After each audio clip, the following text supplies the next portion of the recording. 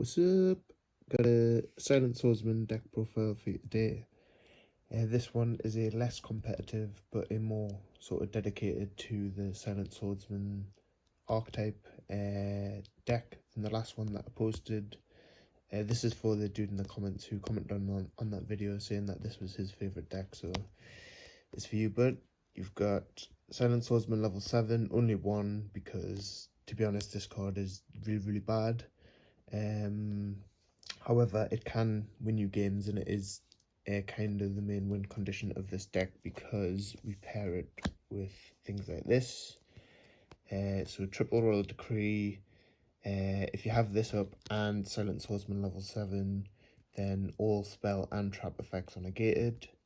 And if we also pair that with things like Nobleman Across Out and Exiled Force to deal with your opponent's face down monsters, the only things that can stop it are like sort of Tribe Infecting Virus or Tsukiyomi, which is really sucks because that's just like one card normal summon that goes back to your opponent's hand and it gets rid of all the hard work that you did to get this out, but never mind. So you've got double reinforcements of the army.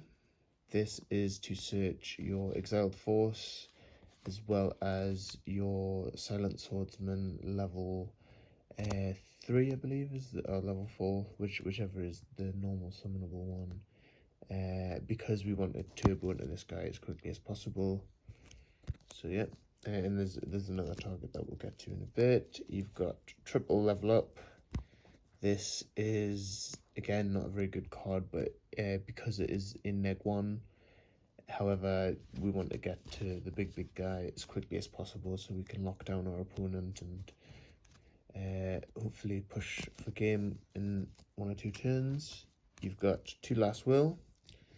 This is good because you run Exiled Force, you run the 2 rotors to search it, as well as the 3 level ups. So you've got kind of 6 targets to make this live. This helps you go for game because it brings out a dude. If you bring out a Sangan or like a DD Warrior Lady, or an Exiled Force, if you didn't use Exiled Force to trigger it, you can get in for extra damage, and if it's DD Warrior Lady or Sangan, you usually get additional value out of it when it's destroyed. Very cool. You've got 2 Silent Swordsman level 5. You can max out on this, but I'm not running any kind of Tribute Summon engine. I'm not running Metamorphosis and Scapegoats because it kind of clogged up the deck. I was drawing Metamorphosis without any kind of target for it. I would, if you're gonna run like a more competitive version of this, and you're just running like say 1 level 5, 1 level 3, then I'd recommend running the Thousand Eyes Restrict engine, but in this, I think this is the way to go. You've got level 3, speaking of, you've got 3 of these. You can cut this down to like 2 or even 1, but I wanted to make this a dedicated Silent Swordsman deck, and this helps us get to our players as quickly as possible. If you can protect it with one of the cards that we'll get to, it's the last card we'll get to, then you can just trigger it with its own effect, but mainly you're going to be using level up with this. You've got triple Shining Angel. This gets you to your Silent Swordsman level 3. It can also get you to DD Warrior Lady. So this is a really good rotor target and Last Will target to spec. It can also get you, if you're really in a pinch and you need to protect your life points for game, it can get you Magician of Faith. Otherwise, this is just used to get back your combo pieces like your Last Will or your level up or whatever you need. Obviously the broken spell traps as well. You've got Cyberjar. This is really good because it's a dark that can flood your board with darks, which is important for some cards we'll get to soon. It's also like kind of like a cheesy big swing for game kind of card, which this deck really needs because, as I say, it's not the most competitive, so you need to be running cards like this in order to try and cheese your opponent. You've got Kaiku the Ghost Destroyer. It's a big beater. It's a lockdown card for your opponent because your opponent cannot banish cards whilst he's on the field, so it stops your opponent summoning Chaos Boys to get rid of your big level 7. Really good card. I think this is a really good fit in this deck. You've got Spirit Reaper. It applies additional pressure.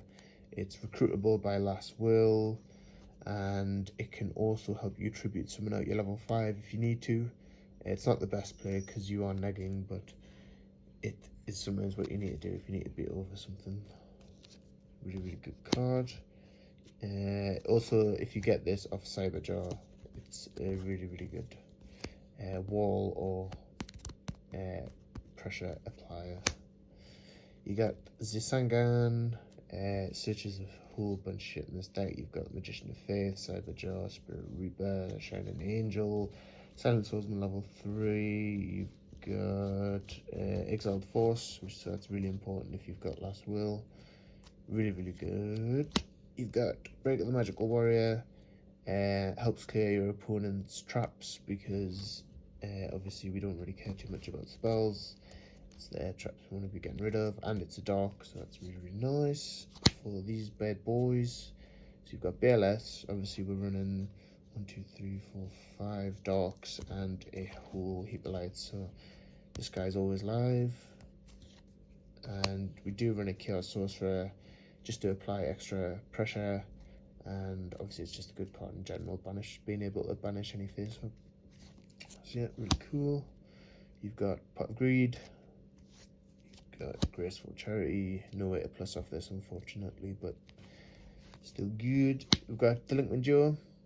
I don't run this in all my good decks, but because it is kind of bad against like Thunder Dragons and Sinister Serpents, which near enough everyone's running in the meta. However, you need to run this card because you need to get every plus that you can and just hope that your opponent doesn't get advantage from it in order to try and win with this deck. So Delinquent Joe is a must in here.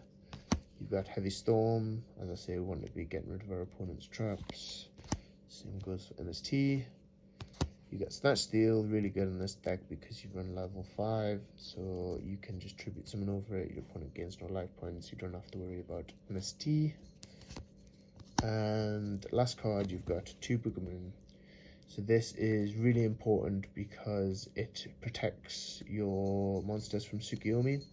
So if they summon Tsukiyomi on your level 7 and try to attack it, you can Boogamoon the Suk and then next turn flip your guy and kill it.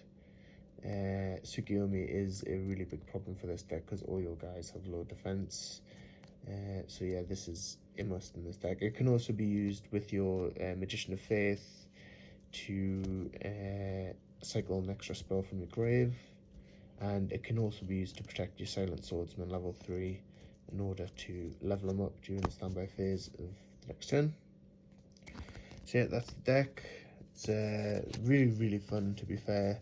It's in no way competitive. If you want to check out a competitive take on Silent Swordsman, then look back through the channel and there's a video of that deck which I really like.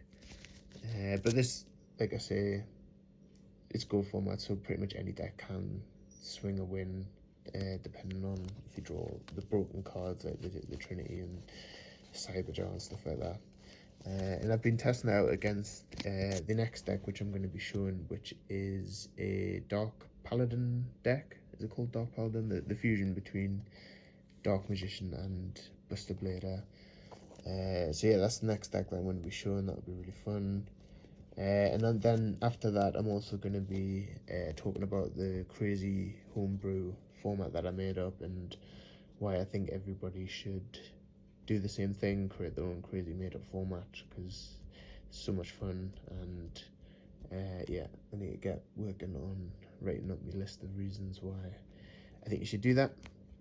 So yeah, thanks very much for watching, especially that guy who commented on the other video. Like, subscribe, all that good shit. Take care of yourselves, and yeah, I shall see you in the next video. Bye bye.